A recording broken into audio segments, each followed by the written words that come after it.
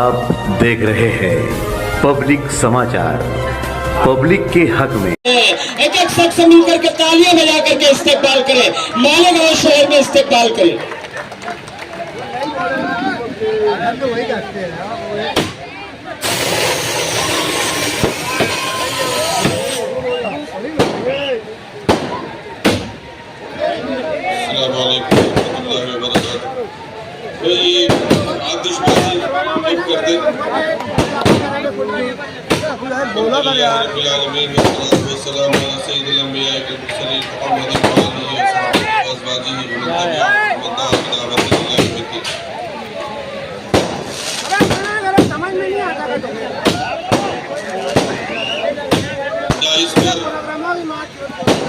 तशरीफ फरमा हमारे मालेगांव के तमाम मुअज़्ज़िज़ शख्सियात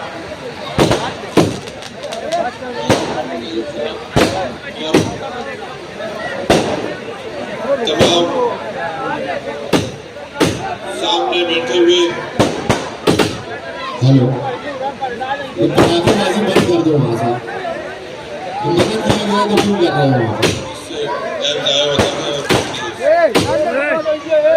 बढ़िया बात है। ये बात होगा। ये कोई बात नहीं। मेरे मोहतरम बुजुर्ग नौजवान और प्यारी माएँ और बहनें जिन तक की आवाज़ पहुँच रही है, उन सबको मैं दिल की गहराइयों से सलाम पेश करता हूँ। बनाए करम अपने पैसे को इस तरह से जाया ना करें, अपनी एनर्जी वेस्ट ना करें, ये ठीक नहीं है। वक्त भी इससे जाया होता है।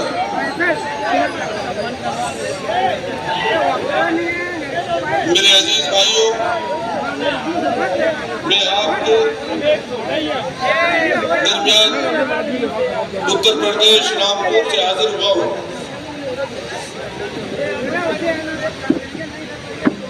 आप सब हालात की नज़ाकत से वाकिफ खूब जानते हैं कि इस वक्त हमारे प्यारे वतन को किन चीजों की जरूरत है। आज हमारे वतन मुल्क हिंदुस्तान को जरूरत है तालीम की, रोजगार की, अच्छी सोच की, अच्छी सेहत शहरियों की हो, इसकी जरूरत है।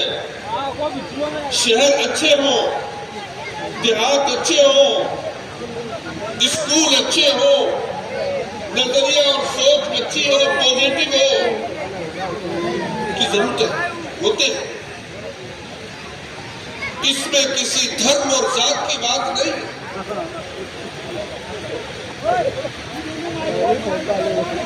अभी लखनऊ में एक यूनिवर्सिटी के दरमियान मुझे बुलाया गया था।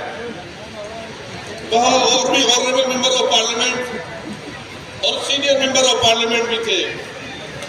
मैंने उन सबके सामने ये गुजारिश की, आज मैं उसको आपके जरिए दोहराता हूँ, आप तक पहुंचाता हूँ कि बराबर में हमारे मुल्क चाइना,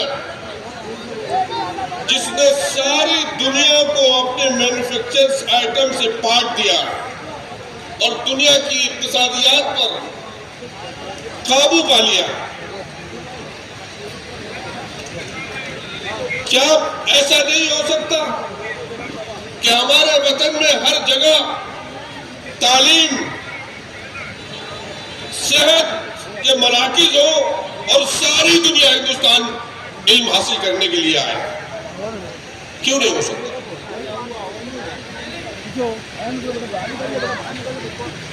आप समझिए,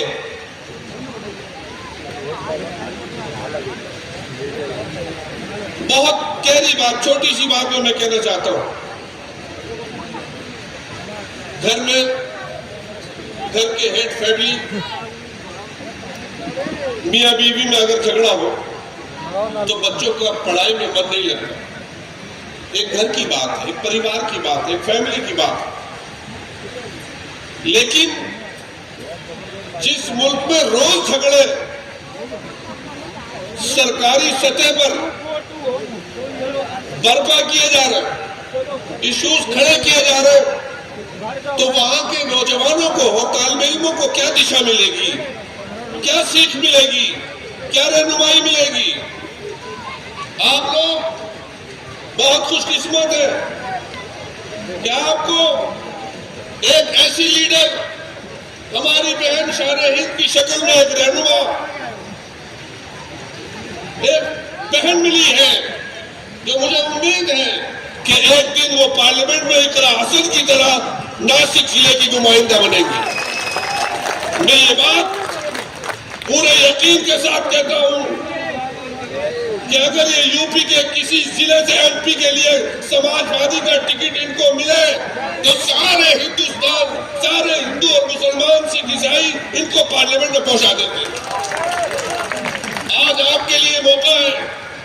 समाजवादी पार्टी देश की तीसरी सबसे बड़ी पार्टी इस वक्त बनकर उभरी है, जो मुल्क की पॉलिसी बनाने में महत्वपूर्ण हिस्सा ले रही है।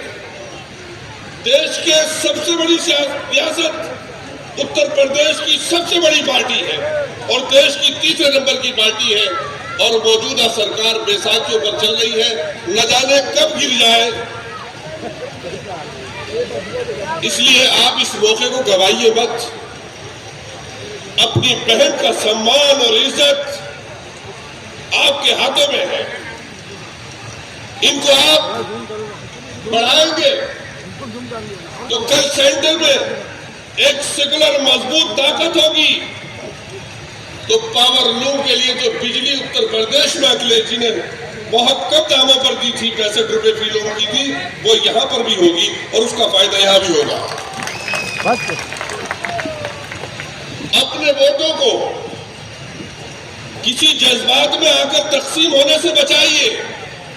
यहां 2 नदियां बहती हैं जो गंगा जमनी तहजीब की अलामत और निशानी है।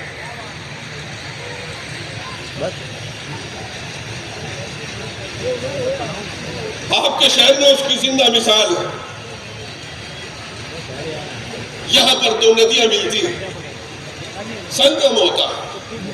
ये शहर अपनी पहचान के लिए मशहूर है, लेकिन इसको नई दिशा और नई सिमत अब हमारे नौजवानों के हाथ में है कि वो क्या फैसला लेते हैं। मुल्क की सियासत तब्दील हो रही है। अब लोग वोट नफरत पर नहीं देंगे। आने वाले वक्तों में वो वक्त चला गया। अब लोग वोट मुद्दों पर दिया करेंगे। कौन उनके बच्चों और नस्लों को तालीम देगा, कौन उनके नौजवानों को रोजगार देगा, कौन मुल्क की शान को बुलंद करेगा, कौन शान हिंद को मेंबर ऑफ पार्लियामेंट बनाएगा, इस पर लोग सोचेंगे। ये तभी होगा। देखिए, मुल्क में तहरीकें उठती हैं, जलसे जुलूस होते हैं, यह हक है। संविधान ने, कॉन्स्टिट्यूशन ने हक दिया। शाहीन बाग मूवमेंट चला, संविधान के हिसाब से चला। हमारे सुप्रीम कोर्ट के जजेस जब मेडिटेशन के लिए वहां आए और हमारी बहनों से उन्होंने मुलाकात की, इतने मुतासिर हुए, उन्होंने कहा कि हमें तो पता ही नहीं था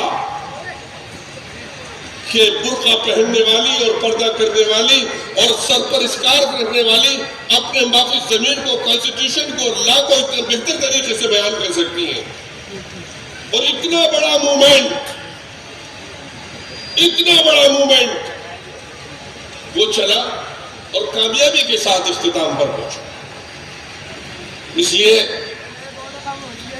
आप हजरात जज्बाती नारों में, जज्बाती बातों में बिल्कुल ना आए। जिस तरह से हमारी 2 आंखें हैं, हमारे 2 हाथ हैं, मैं कहता हूं हिंदुस्तान में रहने के लिए हमारे 2 भाई हैं, हिंदू और मुसलमान। एक अगर खत्म होता है तो दूसरा बिल्कुल ज़ाहिर हो जाता है। इंसान की खूबसूरती, भारत की खूबसूरती खत्म हो जाती है। माननीय अखिलेश यादव जी ने जो विजन रखा पीडीए का, पिछड़ा, दलित और अगाड़ी और अल्पसंख्यक, और उन्होंने जिस तरह से सारे समाज के लोगों को, खुसूसन उन लोगों को जो महरूम है तालीम से, तरक्की से, तरबियत से, उनको शामिल किया, जिसके नतीजे में बहुत रोकने के बावजूद भी 37 सीटें आई, वरना तो 50 के लगभग आती।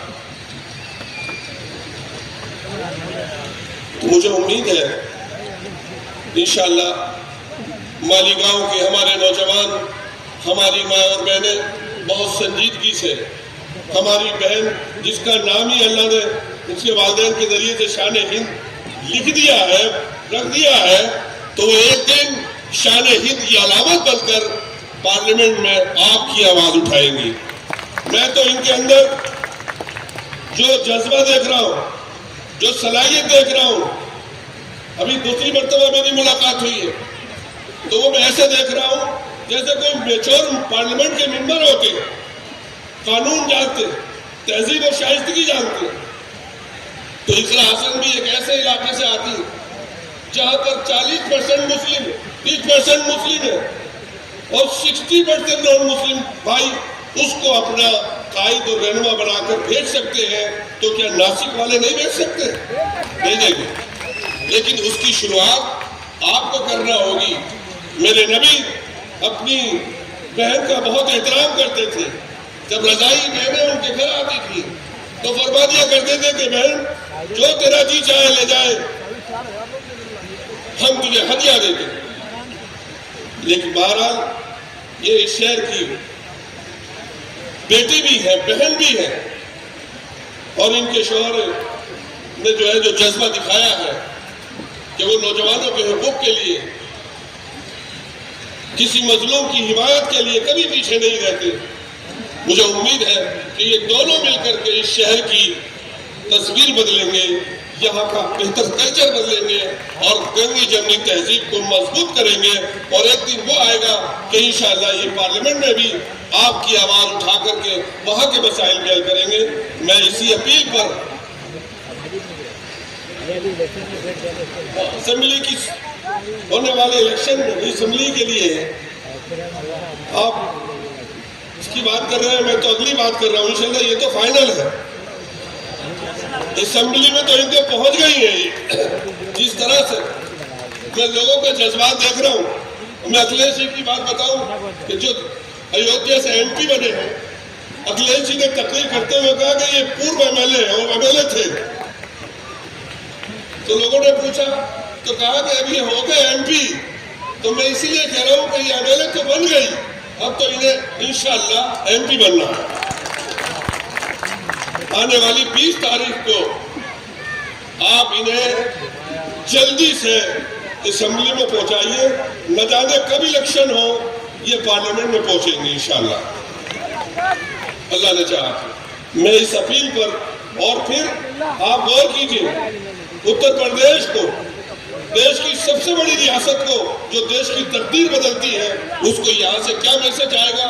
मोहब्बत का, उखुव्वत का, मुल्क के इत्तेहाद का, और जो संविधान को बचाने का जो प्रयास, जो कोशिश माननीय अखिलेश यादव जी ने शुरू की है, पूरे हिंदुस्तान में उसकी पजीराई हो रही है।